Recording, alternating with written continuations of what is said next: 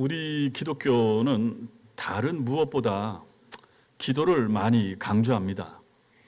그런데 기도는 기독교에만 있는 것이 아니라 모든 종교에 다 있습니다.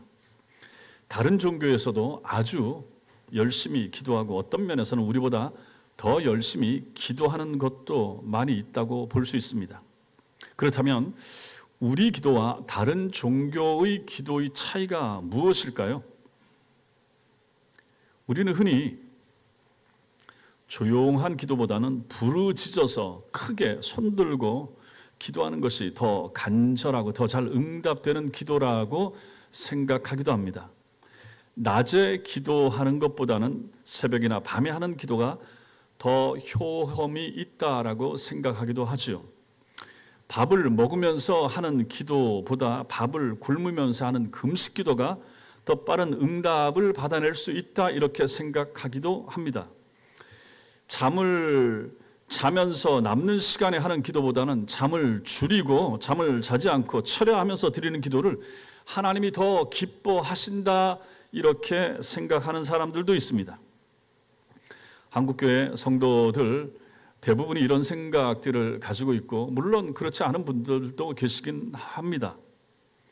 분명히 성경을 보면 부르짖어 기도하라고 하기도 했고 금식하면서 기도하라라고 하는 구절도 나옵니다. 예수님도 새벽에 기도하셨고 밤이 새도록 기도하신 적도 있으십니다.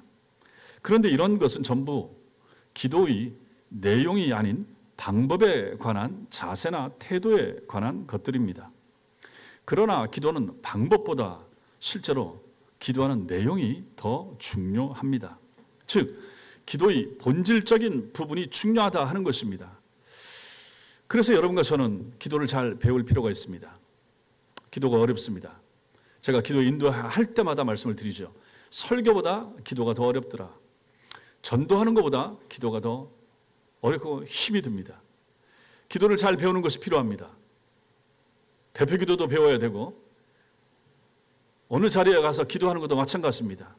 심지어 목사들도 기도에 대해서 다른 사람한테 시정하라, 고치라 라고 하는 얘기를 듣는 경우도 있습니다.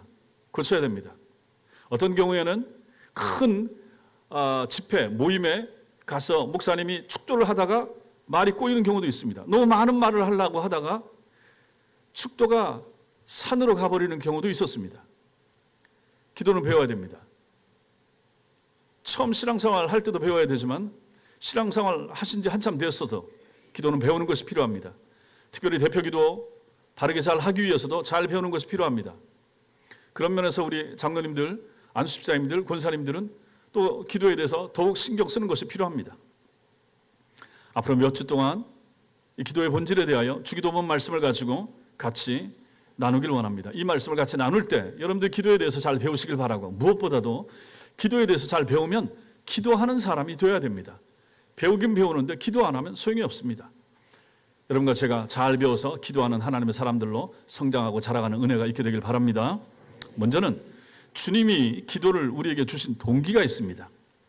우리가 주기도문이라 부르는 이 기도의 정확한 명칭은 주님의 기도입니다. 주님의 기도, 주님이 가르쳐 주신 기도.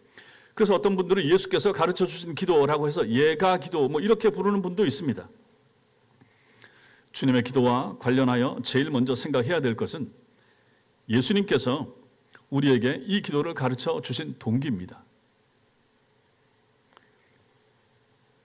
동기는 두 가지 볼 수가 있습니다. 오늘 누가복음 11장 1절 말씀에서 우리가 보았던 것처럼 예수께서 한 곳에서 기도하시고 마치심에 제자 중 하나가 나와서 질문합니다. 주여, 요한이 자기 제자들에게, 세례 요한이 자기 제자들에게 기도를 가르쳐 주었다고 하는데 우리들한테도, 예수님은 우리들한테, 우리 스승이시니까 기도를 가르쳐 주세요 이렇게 요청한 것입니다. 당시 유대 교인들이나 세례 요한의 제자들은 모두 모범 기도문을 가지고 있었습니다. 예나 지금이나 사람들은 기도하는 것을 어려워한다고 말씀을 드렸습니다. 어떻게 기도할 것인지는 2000년 전 사람들에게도 늘 숙제였던 것입니다. 성도 여러분, 기도를 잘 배우셔야 됩니다. 그냥 입만 벌리고 말만 많이 한다고 해서 이게 기도가 다 되는 것이 아니라 하는 것입니다. 그래서 유대교인들은 랍비가 만들어준 모범 기도문을 가지고 따라서 기도했습니다. 요즘도 천주교에 가면 로마 카톨릭 교인들은 교회에서 만들어준 모범 기도문 책을 지니고 있습니다. 그 사람들 그거 가지고 읽고 따라합니다. 세례 요한 역시 제자들에게 모범 기도문을 가르쳐 주었던 것입니다. 그래서 예수님의 제자들도 세례 요한의 제자들도 기도문을 가지고 기도하는 것을 보았기 때문에 우리한테도 모범 기도문을 좀 가르쳐 주세요라고 부탁하고 있다 하는 것입니다. 그래서 주님이 가르쳐 준 기도문, 이것이 바로 주기도문이 되는 것입니다. 그러므로 주님의 기도가 모든 기도의 모범이 된다라고 하는 것은 너무나도 당연한 거죠. 그래서 예수께서 우리에게 기도를 가르쳐준 동기 첫 번째, 제자들이 요청했기 때문이다. 이게 첫 번째입니다. 두 번째는 주님의 기도를 소개하고 있는 마태복음 6장에 보면 주님께서 제자들에게 주님의 기도를 가르쳐 주시는 또 하나의 동기가 나옵니다. 마태복음 6장 7절과 8절 같이 읽겠습니다. 시작. 또 기도할 때에 이방인과 같이 중언부언하지 말라. 그들은 말을 많이 하여야 들으실 줄 생각하느니라. 그러므로 그들을 본받지 말라.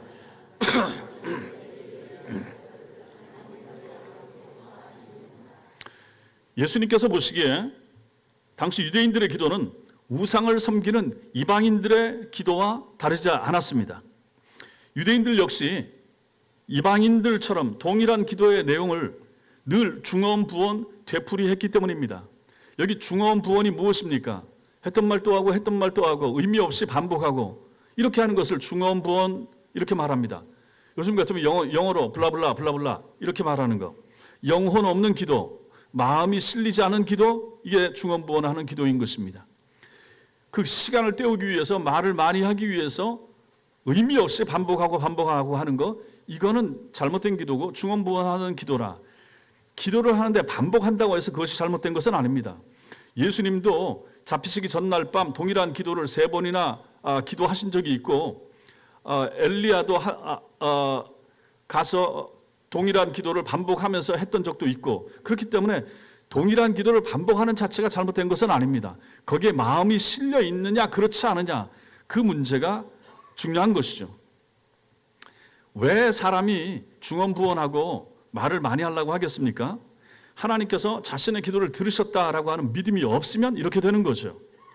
기도의 대상이 자신의 기도를 들었다라고 믿는다면 같은 내용을 실제로 중언부언 반복할 이유가 없는 것입니다. 이방인들을 생각해 보십시오.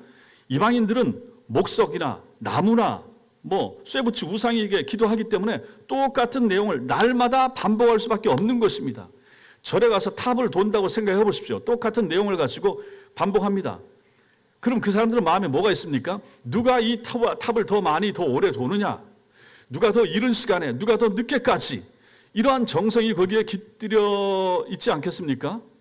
108배도 마찬가지고 3000배도 마찬가지고, 인간의 열심과 인간의 희생과 인간의 간절함에 나타나는 이러한 표현이 기도의 응답이라고 만약 생각한다 그러면 그렇게 하려고 하지 않겠습니까?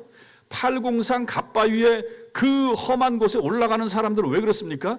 내 정성과 치성이 받쳐지면 우리 부처께서 우리 아이를 붙잡아 주시고 도와주시고 붙여주신다더라, 이런 마음 가지고 가는 거 아니겠습니까? 왜 시험 보는 날 학교 교문 앞에 가서 엿을 붙여놓고 간절하게 그 시간 내내 그 앞에 서 있는 부모의 마음은 뭐겠습니까? 내 정성이 어떤 신의 마음을, 천지신명의 마음을 감동시키면 우리 애가 시험을 잘 치게 되리라, 이러한 기대 가지고 하는 거 아니겠습니까? 기독교는 이러한 모습과 달라야 된다, 다르다라고 하는 것을 우리는 예수님의 기도에서 배울 수 있어야 되는 것입니다. 그건 우상이에요. 없는 거예요. 없는 것에 사람이 있는 것처럼 생각하고, 그러면 거기에 사람의 노력과 희생과 이런 것이 동원되는 것입니다. 살아계신 하나님을 믿는다고 했던 당시의 유대인들도 여기서는 별 차이가 없었던 것이죠. 말하자면 저들은 의심하는 그 토대 위에서 의심하는 토대 위에서 기도하는 사람들이었습니다. 과연 들을까? 정말 들어줄까? 한 번 기도했는데 들을까? 이렇게 짧은 시간 기도했는데 들어줄까? 이러한 의심이 마음속에 있었다 하는 것입니다. 자신이 필요로 하는 것을 날마다 하나님께 반복하여 아뢰지 않으면 하나님께서 자신의 사정을 잘 모르실 수도 있다라고 하는 생각을 당시의 유대인들 가운데서 많은 사람들이 했다 하는 얘기입니다. 여러분 생각 한번 해보십시오. 갓난아이가 어떻게 자랍니까? 그 아이는 자기한테 필요한 게 뭔지 모릅니다. 태어났어요. 근데 자기는 필요한 거 몰라요. 알 필요도 없어요. 누가 알면 됩니까? 엄마가 알면 되는 거예요. 엄마나 아빠가 알면 되고 엄마가 아빠가 다 알아서 해줍니다.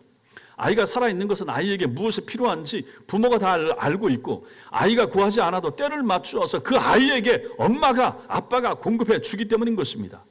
육신의 부모도 이러하다면 하물며 하나님 아버지께서 우리가 기도하지 않는다고 해서 오늘 기도하고 돌아간다. 아차 까먹었네.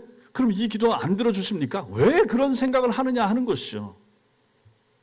우리가 믿는 하나님은 그렇게 저급한 하나님이 그러한 신이 아니라 하는 사실입니다. 그러나 유대인들은 자신들이 구하지 않으면 하나님께서 모르신다 라고 하는 전제하에 기도했기 때문에 날마다 중언부언 하기 마련이었고 아무리 이렇게 중언부언해도 의심의 토대 위에서 드려지는 기도이기 때문에 하나님과 무관할 수밖에 없었던 것입니다. 정말 하나님이 살아계신 것을 믿고 기도하면 이렇게 기도하지 않겠죠. 근데 저들은 긴가민가 했던 것이죠. 그냥 머리로만 배웠던 거죠.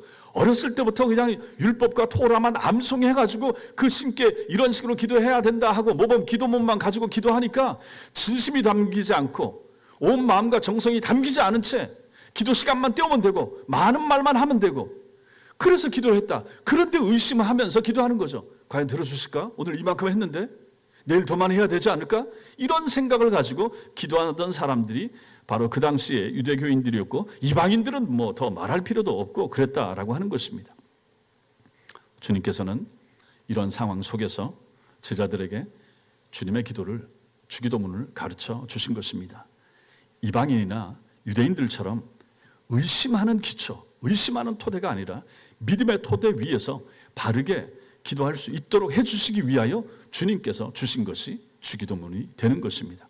그러므로 동기는 두 가지입니다. 하나는 제자들이 기도를 가르쳐달라고 세례 요한의 제자들은 기도문을 가지고 합니다. 우리도 좀 그런 것이 있었으면 좋겠습니다. 가르쳐주세요라고 제자들의 요청 때문에 주기도문을 가르쳐준 것이고 두 번째, 바른 믿음의 토대 위에서 바른 기도를 드릴 수 있도록 하기 위하여 예수께서 알려주신 것입니다. 두 번째, 주님께서 이 기도를 주시는 목적이 있습니다. 주기도문의 목적. 주님께서 제자들에게 주님의 기도를 가르쳐 주시는 이 구절, 거기를 보게 되면은 우리가 아까 봤던 그 마태복음 말씀 한번 띄워 주시겠습니까? 그러므로 그들을 본받지 말라. 구하기 전에 너희에게 있어야 할 것을 하나님 너희 아버지께서 아시느니라. 이렇게 이제 말을 하고 있고 그 다음 구절에서도 그러므로 하고 또 이렇게 접속사로 시작됩니다. 이것은 그 단어의 앞뒤 구절이 서로 밀접하게 연결되어 있다는 의미죠. 그 앞 구절의 내용은 지금 살펴본 바로 이 내용이 되는 것입니다. 그리고 뒤에 그러므로에 이어서 이제 주님의 기도가 이제 시작이 되고 있는 거죠. 따라서 그러므로로 이어지는 이 8절과 9절이 의미하는 바는 하나님께서 우리에게 있어야 할 것을 이미 다 알고 계시므로 앞으로는 예수께서 주님께서 가르쳐 주시는 대로 내가 가르쳐 주는 대로 기도하라, 이런 의미가 되는 것입니다. 이미 너희의 필요를 다 알고 계신 하나님 앞에 바른 기도의 내용은 이것이다 라면서 주님이 알려주신 것이 주기도문인 것입니다. 다시 말해서 더 이상 자신의 필요를 위해서 중언부언했던 이방인처럼 기도하지 말고 믿음의 기초 위에서 주님의 기도를 따라 바른 기도를 하라, 기도의 수준을 높이라, 그런 차원에서 예수께서 주기도문을 알려주신 것입니다. 하나님의 아들이신 예수님께서 가르쳐 주시는 기도라 그러면 얼마나 정확하고 하나님 마음에 합한 기도이겠습니까? 당연히 이것은 기도의 FM이 되는 것이죠. 모범 기도문이 되는 거죠. 바른 기도 모범 제시와 기도 수준 향상, 이것이 바로 예수님께서 주님의 기도를 가르쳐 주신 목적이라고 할 수가 있습니다. 여러분, 한 사람의 신앙의 수준을 가늠해 보는 방법이 여러 가지가 있을 수 있겠지만 그 중에 중요한 하나는 무엇입니까? 위급한 상황에 위기에 직면했을 때 그 사람이 신자인데 어떻게 그 상황을 대처하는가를 보면 이 사람의 신앙의 수준 정도를 잘 알 수가 있죠.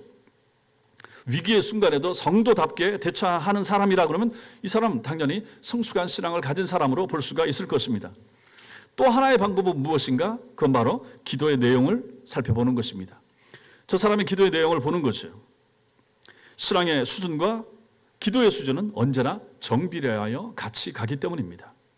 매일 새벽 기도에 참석하여 열심히 기도한다고 해도 그 사람의 기도의 수준이 낮을 수도 있습니다. 그런 사람도 있기는 있습니다. 항상 기도하는 수준이 나를 넘어가지 못합니다. 내 돈, 내 건강, 내 가족, 내 사업, 내 것만을 위해서 기도하는 사람, 이 사람은 자기라고 하는 이 신앙의 테두리를 벗어나지를 못하는 사람이에요.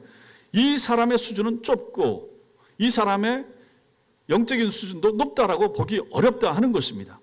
근데 만약에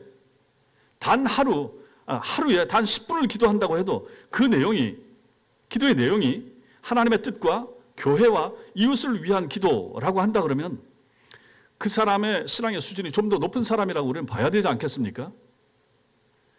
그러므로 다른 기도의 양이나 뭐 다른 것보다도 그 내용, 어떤 내용을 가지고 기도를 어떻게 드리는가, 그것이 바로 그 사람의 기도의 수준이 되고 그 기도의 수준이 바로 그 사람의 신앙의 수준이 된다 하는 것입니다. 그러니 성도 여러분, 기도를 어찌 안 배우고 교회에서 옆에서 옆 사람 기도하는 거 그냥 보고 따라하고 손 들면서 기도하고 울면서 기도하고 큰 소리로 외쳐서 기도하고 그런 모양이나 형태 이것만 보고 따라해서는 의미가 없다 하는 것입니다. 기도의 내용을 봐야 되는 거죠. 내용은 배워야 되는 것입니다. 교회에서 목사가 가르쳐야 되고 구역장들이 새로운 성도들에게 가르쳐야 되고 주일학교 아이들에게 아니면 우리 가정의 아이들에게 기도할 때는 이런 식으로 해라라고 포맷을 좀 가르쳐주면서 기도를 배우게 할 필요가 있다 하는 것입니다.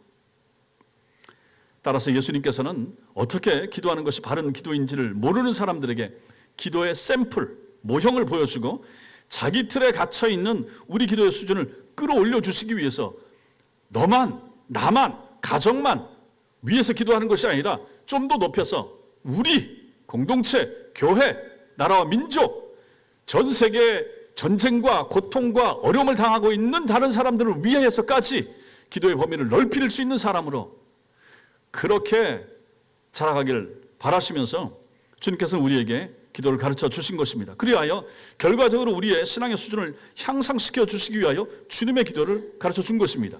그러므로 여러분과 제가 이 주기도문을 잘 배워서 우리가 기도할 때 이 주기도문에 맞춰서 기도한다 그러면 당연히 하나님 마음에 맞을 것이고 우리의 기도의 수준도 올라갈 수밖에 없을 것이라 하는 것을 여기서 배우는 것입니다. 세 번째, 이제 본격적으로 주기도문 내용 속으로 들어가서 그럼 기도의 대상은 누구인가? 기도의 대상이신 아버지를 볼 필요가 있습니다. 주님의 기도의 첫 번째 단락은 기도의 대상에 관한 것입니다. 하늘에 계신 우리 아버지 이렇게 나오죠. 우리의 기도의 대상, 여러분의 기도의 대상, 그분이 누구십니까? 기도의 대상 누굽니까? 아버지. 하늘에 계신 우리 아버지. 고개를 드십시오. 헬라어 원문에 기록되어 있는 단어 순서가 우리말 번역하고 다릅니다. 우리는 하늘에 계신 우리 아버지 이렇게 되어 있지만 헬라어에는 그렇게 되어 있지 않다는 것입니다. 아버지가 먼저 나옵니다. 파테르, 헤몬, 호엔, 토이스 이렇게 나옵니다. 아버지, 우리, 하늘에 계신 이렇게 됩니다. 아버지, 우리, 하늘에 계신. 헬라어 원문에 가장 먼저 등장하는 단어 파테르, 아버지. 주님은 기도를 가르쳐 주시면서 가장 먼저 하나님 아버지라 부르게 하셨습니다. 바울은 하나님을 부르는 이 호칭의 변화에 대해서 갈라디아 4장 6절에서 말한 적이 있습니다. 읽겠습니다. 시작. 너희가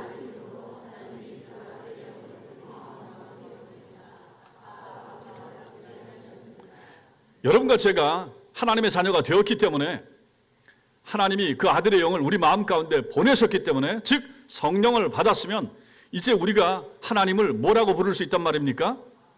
아빠, 아버지, 아빠, 아버지. 여기뿐만 아니라 또 아빠, 아버지가 나오는 구절이 있는데 마가복음 14장 36절 시작. 아빠, 아버지요. 이 잔을 내게서 옮기시옵소서. 그러나 나의 원대로 마시옵고 아버지의 원대로 하옵소서. 여기서도 이제 하나님을 부르는데 아빠, 아버지, 물론 이게 아빠라고 하는 이 번역이 잘 됐다라고 얘기하는 분들도 있지만은 다른 영어 성경들도 보고 했을 때 저것은 그냥 우리 옛날처럼 아바, 아버지가 더 낫다는 생각을 합니다.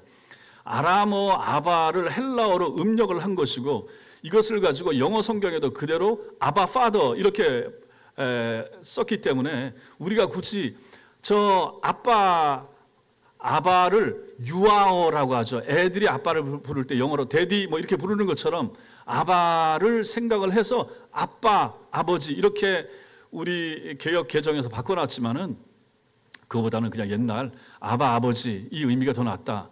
그 아바 속에 유아어 의미만 들어있는 것이 아니라 하나님을 친밀하게 부르는 그 의미도 담겨 있기 때문에 굳이 아빠, 아버지요라고 할 필요는 없다는 생각입니다. 아무튼 하나님을 친근하게 친밀하게 성령을 받은 우리는 하나님을 이렇게 여러분들 자녀들이 여러분들 아빠 아니면 엄마라고 가장 친밀하게 불렀던 것처럼 우리도 하나님을 그렇게 부르면서 나갈 수 있다라고 하는 것을 보여주시는 말씀이 바로 이 말씀들이 되는 것입니다. 그러나 예수님께서 우리에게 하나님을 아버지라고 부르게 하셨다고 해서 우리가 생각할 부분이 하나 있습니다. 이게 좀 중요합니다. 하나님께서 하나님의 성이 남성인가? 아니라라고 하는 사실입니다. 하나님께서 남성이 아니십니다. 하나님은 인간을 하나님의 형상으로 지으셨다고 했죠. 아담을 지으셨죠. 그리고 갈빗대를 빼서 여자를 만들었습니다. 그럼 하나님의 성이 뭡니까? 처음에 아담을 하나님이 남자로 만들었기 때문에 하나님이 남성입니까? 아니죠. 그럴 수가 없습니다. 그럴 필요도 없고 그래서도 안 되는 것입니다. 남성과 여성을 하나님이 같이 만드신 것이 하나님의 뜻이었습니다. 하나님은 성이 없으십니다. 그래서 만약 동성애자들이 얘기하는 것처럼 성경이 잘못되어 있다. 하나님 아버지 빼고 하나님 아버지 어머니 집어넣든지 하나님 어머니 아버지 한다든지 이런 식으로 해야 된다. 그렇게 따지면 저 하나님의 교회는 더 잘하고 있죠. 하나님 어머니 하나님이 계십니다라고 하니까 그 사람들 생각이 모자란 거예요. 여기서 우리가 아버지라고 부르는 것은 대표성을 나타내는 것이 엄마 아빠를 합쳐서 하나님 속에 모성이 들어있고 하나님 속에 부성이 들어있는 거예요. 우리는 실제로 살아가면서 어머니의 사랑을 더 뜨겁게 더 간절하게 아들이든 딸이든 더 많이 느끼지 않습니까? 그럼에도 불구하고 대표적으로 성경이 부를 때 하나님을 아버지로 대표적인 호칭으로 부르는 거죠. 하나님 속에 남성, 여성, 부성, 모성 다 들어있다 하는 것입니다. 근데 이걸 가지고 하나님 아버지라고 부른다고 해서 다른 쪽에서 그렇지 않다. 중성적인 뭔가를 쓰자. 뭐 이런 시도를 하기도 하고 성경도 바꾸자. 실제로서 성경도 하나님 아버지로 되어 있는 거 바꿔가지고 다른 걸로 고치려고 하기도 하고 또 그런 성경도 있기도 합니다. 잘못하는 것입니다. 하나님은 성이 없으십니다. 천사와 방불하다. 여러분과 제가 나중에 하나님 나라 갔을 때도 성이 없다. 더 이상 거기서는 무슨 가족관계 이거 전부가 이게 다 새로워진 관계 속에서 산다고 말씀드리지 않았습니까? 자, 어쨌든 성경에서는 이렇게 써 있기 때문에 하나님을 이제 하늘에 계신 아버지 나의 하늘에 계신 그래서 아버지라고 부른다. 그러나 이 아버지 속에는 아버지, 어머니, 가장 좋은 우리의 기억 아니면 만약에 부모에게 버림받았다든지 만약에 고아로 자랐다고 했을 때는 어머니, 아버지 안 계신 사람도 있을 수가 있잖아요. 그럴 때는 나를 키워준 내게 가장 친밀한 영향을 미친 삼촌이 될 수도 있고 외숙모가 될 수도 있고 누구라도 상관이 없습니다. 그것을 떠올리면서 하나님의 이미지를 생각하는 것입니다.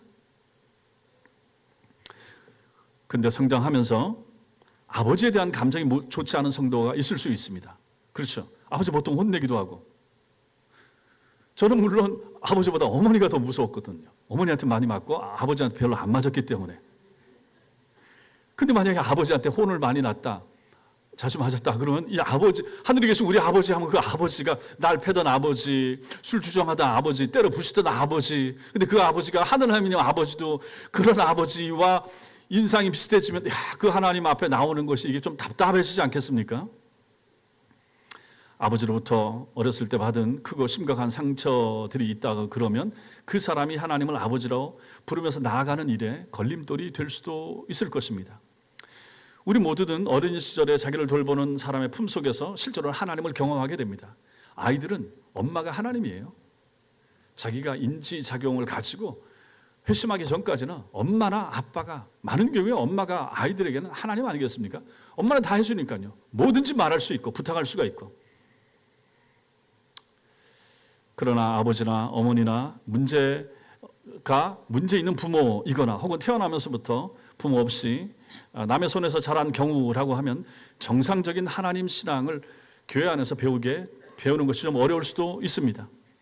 어릴 때 아버지로부터 학대를 받은 경우라면 어른이 되어서도 하나님의 사랑을 믿는 것이 더 어려울 수도 있는 것입니다. 그러나 이 땅에 오신 예수님의 말씀과 성품을 통하여 우리는 하나님 아버지의 마음과 뜻을 이제 경험하게 됩니다. 성경에서는 가장 좋은 하나님, 가장 좋은 아버지로서의 하나님을 우리에게 끊임없이 보여주고 있기 때문에 그런 것입니다. 이것을 가장 잘 보여주는 내용 중에 하나가 무엇입니까? 탕자의 비유에 우리가 얼마 전에 들었던 말씀 가운데 나오는 탕자의 비유. 방탕하게 살다가 거짓 모습을 하고 돌아오는 작은 아들이 아버지를 만나서 하는 말, 누가복음 15장 21절 시작. 아버지.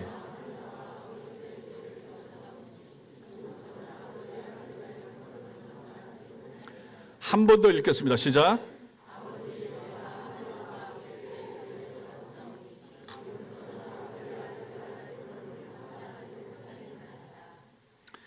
그렇게 다 말아먹어버린 아들이지만은 아버지는 그런 아들을 향해서 기쁨과 반가움을 아낌없이 표현합니다. 여기 계신 아버지들, 여기 계신 어머니들 생각해 보십시오. 우리 자식들이 아무리 큰 사고를 치고 속 상하게 한다고 해도 버리지 못합니다. 끊임없이 사랑하고 죽도록 사랑합니다. 모든 부모의 똑같은 마음입니다. 그 마음에 100만 배, 1000만 배의 마음을 가지신 분, 그분이 바로 우리의 하늘 아버지, 하나님 아버지십니다. 이것을 우리에게 알려주고 있는 것이죠. 예나 지금이나 그 사랑에 변함이 없으신 아버지. 그래서 주기도문에서 예수님께서는 대표적으로 아버지의 이름을 먼저 파테르 헤몬하고 나의 아버지 하고 부르면서 기도를 시작하게 하신 것입니다. 좋으신 아버지, 사랑 많으신 아버지, 가장 내게 정겨웠던, 가장 모든 것을 챙겨주신 가장 좋은 분이신 아버지로서의 하나님을, 그분의 이름을 부르면서 기도의 자리로 나아가라 라고 예수께서는 가르쳐 주시는 것입니다. 오늘 우리가 드리는 기도의 대상이 바로 그러한 하나님 아버지이십니다. 사랑 많으신 아버지, 나의 죄를 다 아시고 그 죄를 사해 주시기 위해서 독생자 예수님을 아낌없이 보내주셔서 십자가 위에서 피 흘려 죽게 만드신 바로 그 아버지. 그래서 이제는 나를 하나님의 자녀로 부르신 아버지. 그래서 예수님 앞에서, 하나님 앞에서 당당할 수 있도록 만들어주신 그 아버지. 그 이름을 우리에게 허락하신 그 하나님. 그 하나님의 이름을 부르면서, 그 아버지의 이름을 부르면서 기도하라 라고 예수께서 알려주시는 것입니다. 성도 여러분, 그래서 기도할 때 중요합니다. 뭐가 중요합니까? 성부 하나님의 이름을 부르면서 기도를 시작하는 것입니다. 좋으신 예수님, 뭐 이렇게 한다든지 썩 어울리는 표현이 아닙니다. 예수님이나 성령님도 성경적으로 봤을 때 우리의 기도의 대상이 아닌 것입니다. 기도가 무엇입니까? 성령님의 도우심을 받아 예수 그리스도의 이름으로 하나님께 올려드리는 우리의 소원이나 간구, 이것이 바로 기도인 것입니다. 그러면서 예수님 감사합니다 이렇게 부르면서 시작하는 것은 합당치 못하다라고 하는 것입니다. 성부 하나님, 영생하시는 하나님, 살아계신 하나님, 높으신 하나님, 존귀하신 하나님, 하나님의 이름을 부르면서 우리는 우리의 필요를 성령님의 은혜 가운데서 올려드리고 마지막으로 예수 그리스도의 이름으로 기도합니다라고 하는 것, 이것이 바로 우리의 합당하고 바른 기도가 되는 것입니다. 그러므로 우리의 기도의 대상은 아버지시다, 하나님 아버지시다. 가장 좋은 하나님, 가장 좋은 아버지, 어머니 아버지, 모성과 부성을 포괄하는 모든 것에 우리에게 가장 좋은 것으로 베풀어 주시는 그분, 그 하늘 아버지, 그분의 이름이 우리의 기도의 대상이라는 사실 믿으시기 바랍니다.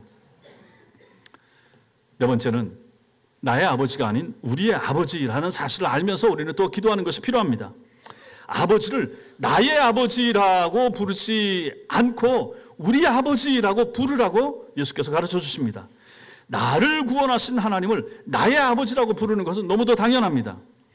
나를 지으신 분도 하나님이시고 나를 구원하신 분도 하나님이시죠. 영원토록 나의 아버지가 되시고 목자가 되셔서 여러분과 저, 나를 지키시고 보호하시는 분도 하나님이십니다. 그러니까 우리는 거듭날 때, 회심할 때 내가 회심합니다. 엄마의 신앙, 아빠의 신앙 상관없어요. 내가 회심하는 거예요. 그럼 내가 만난 하나님은 누굽니까? 나의 하나님이십니다. 우리는 나의 하나님을 만나는 거예요. 그래서 나의 아버지라고 부를 수 있습니다. 그런데 주기도문에서 예수님께서는 나의 아버지라고 부르지 않고 우리 아버지, 파테르 헤몬 이렇게 부르면서 기도에 나아가라 이렇게 말씀하십니다. 하늘에 계신 우리 아버지, 우리 아버지, 우리 아버지. 여기에 깊은 의미가 담겨 있는 거죠. 하나님께서 우리를 창조하신 것이나 구원하신 것이 바로 공동체를 염두에 두고 그렇게 하신 것입니다. 교회로 부르신 것이죠. 나 한 사람, 내가 태어난 우리 가정이 교회입니다. 가정교회. 여기서부터 우리 개념이 나타나잖아요. 나 한 사람을 벗어난 나와 남편도 마찬가지고 나와 자녀들도 마찬가지고 여기서부터 이제 우리 공동체가 시작이 되는 것이고 바로 교회가 여기서부터 시작이 되는 것입니다. 우리를 형제자매를 하나님께서 한꺼번에 부르신 것이죠. 그래서 가정이 모여서 지금 천성교회를 이루고 있지 않습니까?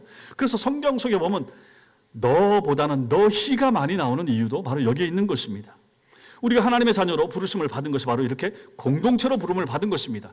가장 작은 공동체, 가정 공동체, 그리고 다음이 교회 공동체. 우리 각자가 모여서 교회라는 공동체를 이루는 것입니다. 하나님의 나라는 바로 공동체를 전제로 한 개념이 되는 것이죠. 하나님 나라 누가 갑니까? 나만 갑니까? 나만 가면 됩니까? 절대로 그렇지가 않습니다. 그래서 기독교 신앙을 제대로 배우면 이기적이 될 수가 없는 거예요. 공동체 생각하지 않고 가족을 생각하지 않고 우리 교우들을 생각하지 않고 나만 잘 되고 나만 잘 믿고 나만 복받고 나만 건강하고 내 기도만 응답받고 이런 것은 기독교에 없다는 사실입니다. 우리입니다. 하나님 나라는 우리가 들어가는 것입니다. 하나님 나라 우리 교회와 우리 교우들과 함께 들어가는 거예요. 우리 가족들과 함께 우리 교우들 가족들과 함께 들어가는 나라가 하나님 나라라는 사실 믿으시기 바랍니다. 그래서 하나님께서는 기도를 시작할 때 우리 아버지라고 부르면서 시작하라 이렇게 우리에게 알려주신 것입니다. 하나님 아버지는 나의 아버지, 너의 아버지, 우리 모두의 아버지가 되십니다. 이런 우리에게 절대적으로 요구되는 성품이 무엇인가? 사랑입니다. 사랑. 우리는 서로 사랑해야 마땅한 그런 공동체로 부름받은 사람들인데 성도 여러분, 구약 율법의 핵심이 뭐라고 했습니까? 하나님 사랑, 이웃 사랑 딱 두 가지입니다. 하나님 사랑, 이웃 사랑. 마태복음 22장 말씀을 보겠습니다. 시작. 내 마음을 다하고 목숨을 다하고 뜻을 다하여 주 너의 하나님을 사랑하라 하셨으니 이것이 크고 첫째 되는 계명이요.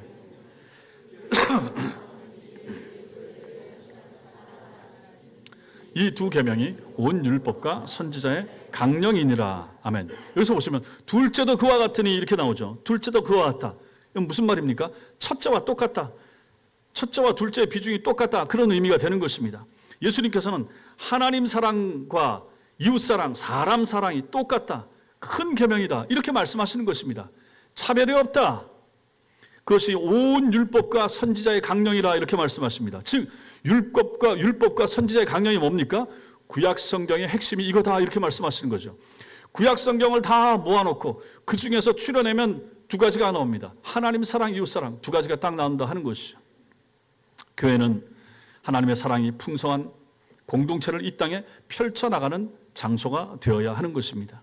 그래서 우리의 신앙이 하나님이 우리에게 요구하시는 신앙이 나의 아버지가 아닌 우리 아버지의 신앙으로 가기를 주님은 바라신다 하는 것입니다. 그러므로 우리가 처음에 신앙생활 할 때는 나로부터 시작할 수가 있지만 이제 신앙생활 하고 어느 정도 되고 좀 수준이 높아지면 우리 아버지, 우리 교회 이렇게 갈 수 있는 사람이 되어야 된다 하는 것입니다. 이것을 알려주는 말씀이 이게 바로 파테르 헤몬, 하늘에 계신 우리 아버지인 것입니다. 마지막으로 우리가 첫째 단락에서 볼 것이 무엇인가? 하늘에 계신 아버지라는 사실입니다. 하늘에 계신다. 성도 여러분, 하나님이 어디 계십니까? 하나님이 어디 계십니까? 하나님이 어디 계십니까? 내 속에, 옆 사람 속에, 우리 속에, 이 속에, 우리 가정 속에, 하늘과 땅에, 하늘에 계십니다. 여기 하늘을 정확히 번역하면 하늘들 이렇게 됩니다. 하늘들. 여기 나오는 하늘들은 천문학이나 물리학에서 말하는 우주 공간을 가리키는 개념이 아닙니다. 땅의 반대 개념으로 말하는 것이 아니란 말입니다. 하늘에만 계셔서, 만약에 하나님이 하늘에 계신 우리 아버지가 하늘에 계신다, 그럼 땅에는 계시긴 하겠죠. 근데 주로 하늘에 계신다고 생각할 수가 있습니다. 그렇지가 않다 하는 것입니다. 하늘에 계신 우리 아버지, 하늘에 계시다, 이 속에 담겨있는 중요한 의미 중에 하나는 뭐냐면 하나님의 지위, 하나님의 위엄을 나타내는 것입니다. 하나님은 하늘에 계십니다. 하나님은 가장 높으십니다. 하나님은 지엄하십니다. 하나님은 모든 것을 살피시고 통찰하십니다. 그러한 차원에서 우리는 하늘에 계신 이렇게 붙이는 거죠. 하늘에만 계셔서 땅의 일은 모르시거나 침묵하시는 아버지 아닙니다. 하늘들에 계신 아버지는 하늘에만 계신 아버지가 아니라 시간과 공간을 초월하여 어디나 존재하시는 아버지십니다. 하나님은 하늘 끝에도 계시지만 바다 끝에도 계시고 교회에도 계시지만 나의 일터에도 계시고 우리 가정에도 계시고 여러분들이 이동하는 버스 안이나 지하철 공간에도 하나님은 함께 하시고 존재하시고 내 마음에도 계시고 천국에도 계시고 심지어 지옥도 통치하시는 분이 우리 하나님이시라는 사실 믿으시기 바랍니다. 하나님의 공간이 아닌 공간이 어디 있습니까? 하나님이 모르는 숨겨진 공간이 어디 있습니까? 하나님이 못 보신 공간이 이 세상 천지 어디 있는가 하는 것입니다. 우리의 마음까지 꿰뚫어 보시고 우리의 필요, 우리의 앞날, 장래, 우리의 과거 모든 것을 다 알아보시는, 아시는 분, 그분이 바로 하나님이시다 하는 것이죠. 그것을 나타내는 말에 말해서 하늘에 계신 이 의미가 되는 것입니다. 그래서 하나님은 이사야 선지자를 통해서 이렇게 말씀하십니다. 이사야 66장 시작. 하늘은 나의 보좌요.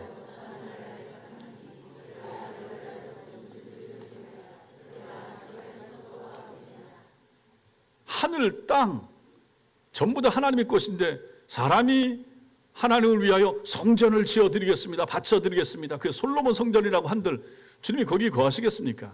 말도 안 되는 소식. 하나님이 이처럼 이런 하나님을 나타낼 때 무소부재, 안 계신 곳이 없으신 분 이렇게 표현하죠. 무소부재하신 우리 아버지시기에 우리는 이런 하나님을 높이고 이 하나님을 찬양합니다. 그래야 마땅하죠. 우리의 창조주가 되시고 우리의 구원자가 될 뿐만 아니라 우리의 목자 되신 우리 아버지가 어디나 계셔서 온 세상에 가득하시고 내 마음도 계신다. 그런 의미가 여기에 담겨 있는 것입니다. 하늘에 계신. 우리가 주님의 기도를 통해서 하늘에 계신 우리 아버지라고 기도할 때마다 이처럼 시간과 공간을 초월하여 어디나 계신 하나님을 우리가 인식한다 그러면 우리는 어떻겠습니까? 우리가 어디에서 어떤 상황을 맞이하든 바로 그곳에 우리 하나님이 나와 함께 하신다. 이런 믿음이 생기지 않겠습니까? 하늘에 계신 우리 아버지, 지금 나와 함께 하시는 아버지, 이 사고 현장에 함께 하시는 아버지, 내가 이 아파서 병상에 누워있는 중에도 하늘에 계신 아버지가 나와 함께 내 속에 이 병실에 함께 한다라고 믿을 수 있어야 되지 않겠습니까? 이것을 알려주는 말씀이 바로 하늘에 계신이라고 하는 의미가 되는 것입니다.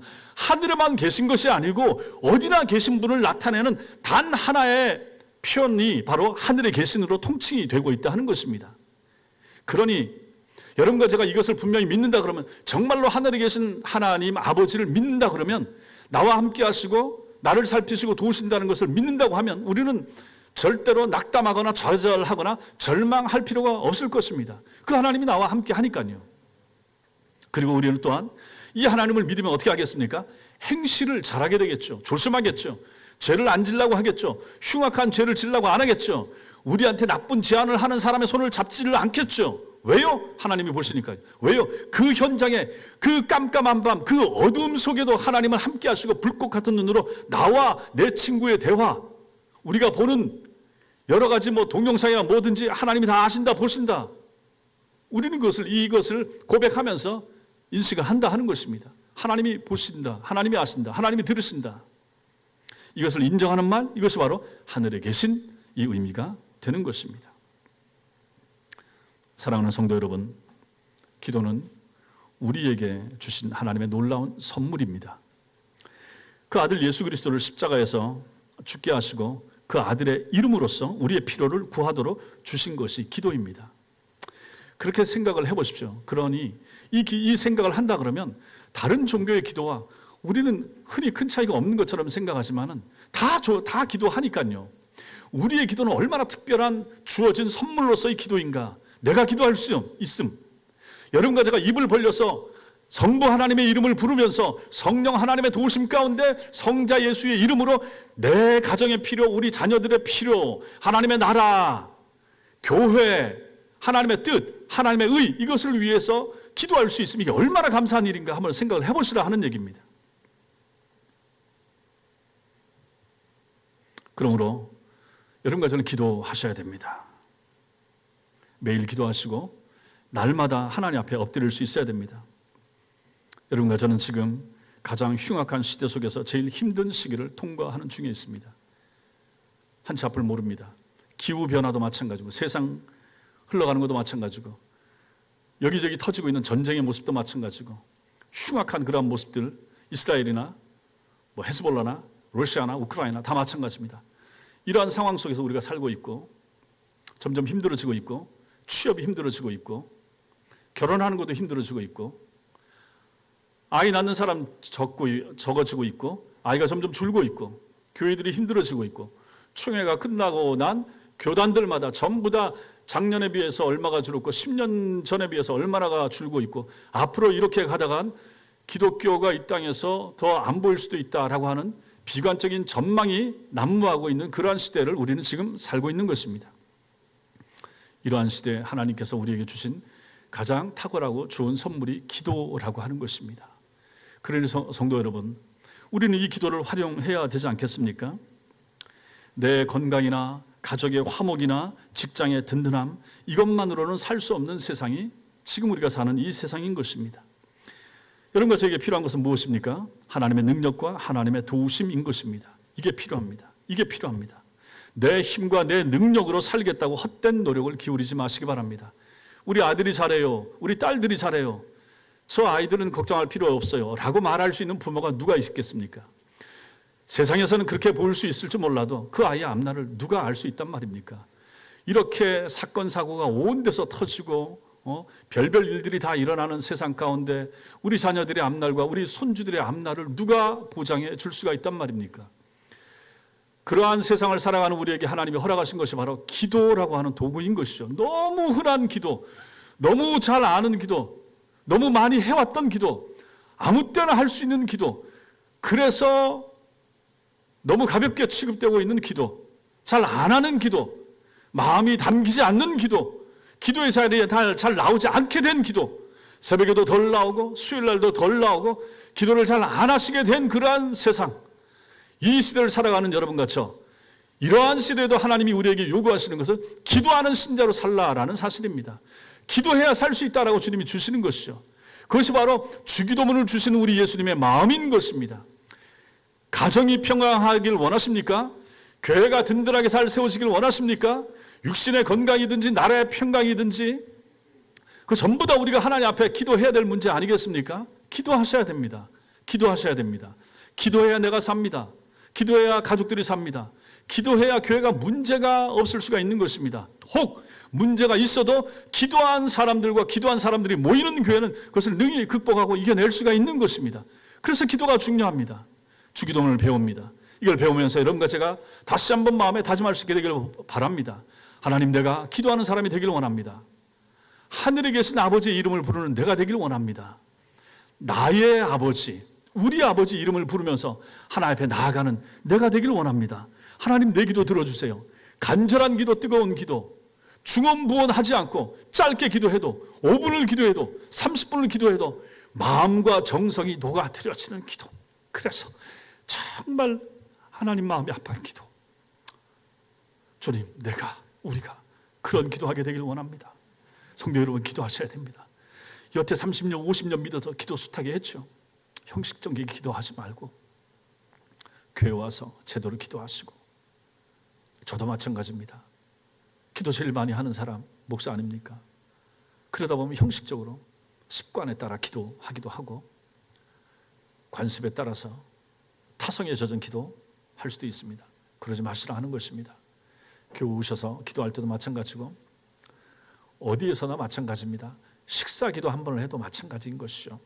정말로 하늘에 계신 우리 하늘 아버지를 인식하면서 내 기도를 들으시고 내 말을 들으신다, 이런 마음을 가지고 바르게 기도하고 기도하는 하나님의 사람으로 살아가는 은혜가 여러분과 저에게 있기를 주님의 이름으로 축원합니다. 기도하겠습니다.